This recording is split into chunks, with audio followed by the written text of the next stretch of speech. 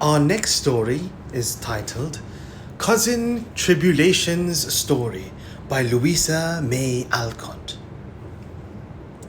Dear Marys, as a subject appropriate to the season, I want to tell you about a New Year's breakfast which I had when I was a little girl.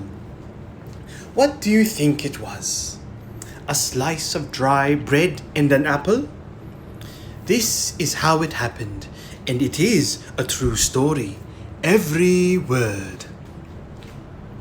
As we came down to breakfast that morning, with very shiny faces and spandy clean aprons, we found Father alone in the dining room. "Happy New Year, Papa! Where is Mother?" we cried.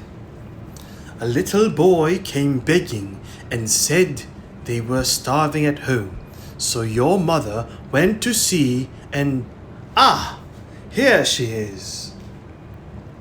As Papa spoke, in came Mama, looking very cold, rather sad, and very much excited. "Children, don't begin till you hear what I have to say," she cried. And we sat staring at her with the breakfast untouched before us. Not far away from here lies a poor woman with a little newborn baby. 6 children are huddled into one bed to keep from freezing, for they have no fire. There is nothing to eat over there, and the oldest boy came here to tell me they were starving this bitter cold day. My little girls, will you give them your breakfast as a New Year's gift? We sat in silent a minute and looked at the nice hot porridge, creamy milk, and good bread and butter. For we were brought up like English children and never drank tea or coffee or ate anything but porridge for our breakfast. I wish we'd eaten it up, thought I, for I was rather a selfish child and very hungry. "I am so glad you come before we began," said Nan cheerfully. "May I go and help carry it to the poor little children?" asked Beth, who had the tenderest heart that ever beat under a pinafore. "I can carry the lassie pot," said little Mary, proudly giving the thing she loved best. "And I shall take all the porridge," I burst in, heartily ashamed of my first feeling.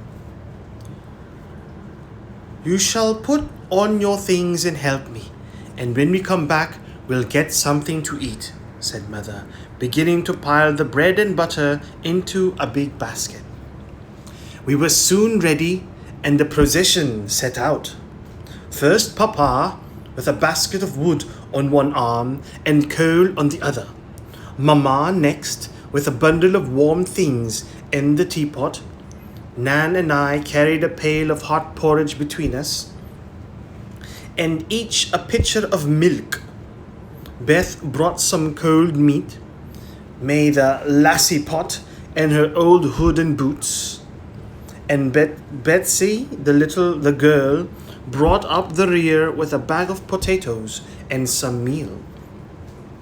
Fortunately, it was early, and we went along back streets, so few people saw us, and no one laughed at the funny party. What a poor, bare, miserable place it was, to be sure.